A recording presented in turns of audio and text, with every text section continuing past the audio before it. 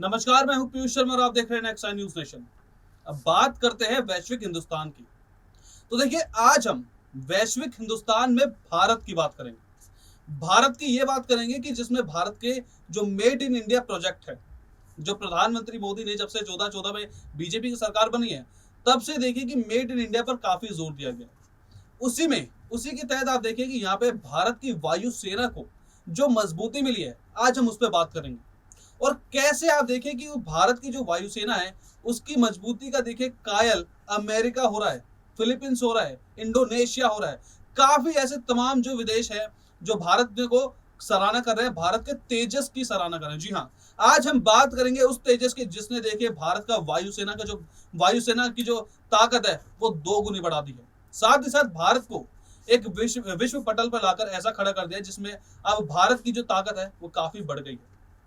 साथ ही साथ आपको इस बारे में बताएंगे कि जो भारत की वायुसेना है वो कितनी मजबूत हो चुकी है, और साथ ही साथ ये भी बताएंगे कि मेड इन इंडिया प्रोजेक्ट के साथ तेजस को भारत और कितने देशों के साथ साझा कर रहा है या उनको एक्सपोर्ट कर रहा है।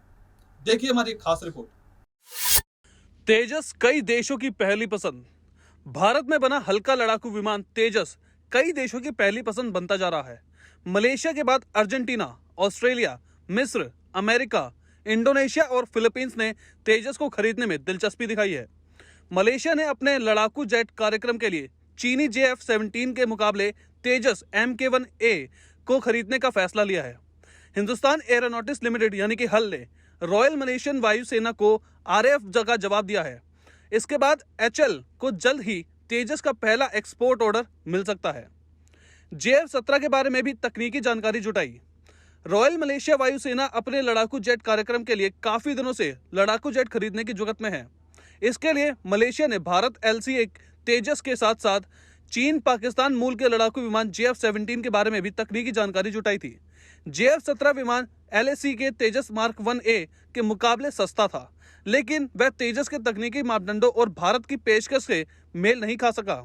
भारत ने मलेशिया के जर्मनी सैनिकों और वायु कर्मियों को प्रशिक्षण देने के अलावा LAC बेड़े के लिए पूर्ण रखरखाव, मरम्मत और ओवरऑल हल सुविधा बनाने की पेशकश की थी। रक्षा राज्य मंत्री ने संसद में क्या बताया? रक्षा राज्य मंत्री अजय भट्ट ने शुक्रवार को लोकसभा में एक सवाल के लिखित जवाब में बताया कि रॉयल मलेशिया वायुसेना ने LCA श्रेणी के विमान के लिए हिंदुस्तान एरोनॉटिक्स लिमिटेड को फरवरी 2019 में अनुरोध पत्र भेजा था। मलेशिया ने HL से LCA का तेजस के बारे में तकनीकी जानकारी मांगी थी।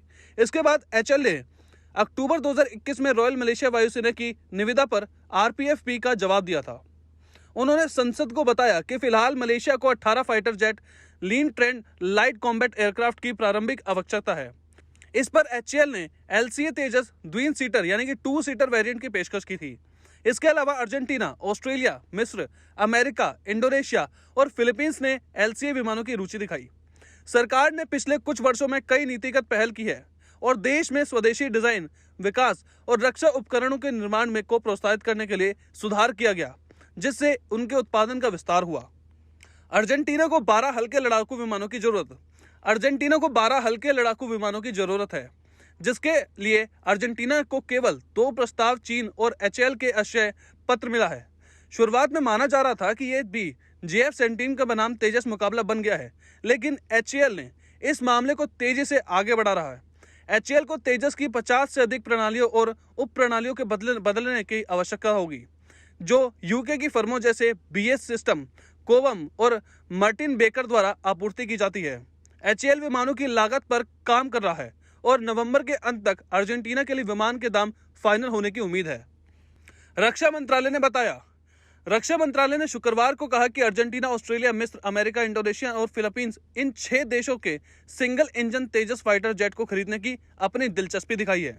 मंत्रालय ने कहा कि भारत सरकार ने पिछले साल राज्य के स्वामित्व वाली हिंदुस्तान एरोनॉटिक्स लिमिटेड को तेजस जेट विमानों के लिए 2023 के आसपास डिलीवरी के लिए $6 बिलियन का अनुबंध दिया था। बता दें कि 1983 में पहली बार इसे मंजूरी मिलने के 4 दशक बाद ऐसा हुआ। प्रधानमंत्री नरेंद्र मोदी की सरकार विदेशी रक्षा उपकरणों पर भारत की निर्भरता को कम करने की इच्छुक है। जेट विमानों के निर्यात के लिए राजनीतिक प्रयास भी कर रही है। तेजस डिजाइन और अन्य चुनौतियों से घिरा हुआ है और एक बार भारतीय नौसेना द्वारा इसे बहुत भारी के रूप में खारिज कर दिया गया था। रक्षा मंत्रालय ने संसद को बताया कि हिंदुस्तान एरोनॉटिक्स ने पिछले साल अक्टूबर में रॉयल मलेशिया वायुसेना ने के 18 जेट विमानों के प्रस्ताव को अनुरोध का जवाब दिया, जिसमें तेजस के 2 सीटों वाले संस्करण को बेचने की पेशकश की गई थी। रक्षा क्षेत्र में आत्मनिर्भरता के लिए प्रयास कर रही सरकार। बता दें कि केंद्र की नरेंद्र मोदी सरकार रक्षा क्षेत्र में भी आत्मनिर्भरता के लिए लगातार आगे बढ़ रही है। विदेशी रक्षा उपकरणों पर भारत की निर्भरता कम करने के लिए जेट विमानों के निर्यात के राजनयिक प्रयास भी कर रही है।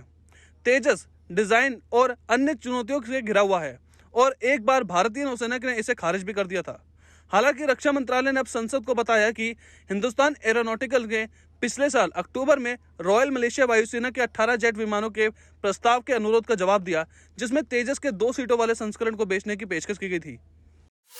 तो देखा आपने कैसे भारत का तेजस, जो कि मेड इन इंडिया में बना हुआ है, यानी कि भारत में निर्मित है और भारत को एक्सपोर्ट कर रहा है। जी हाँ, भारत तो तेजस को एक्सपोर्ट कर रहा है काफी विदेशों में, काफी विदेशी कंट्रीज में।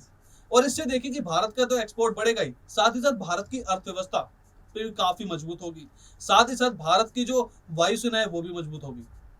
तो ऐसी ही खबरों के लिए देखते रहिए नेक्स्ट टाइम न्यूज नेशन।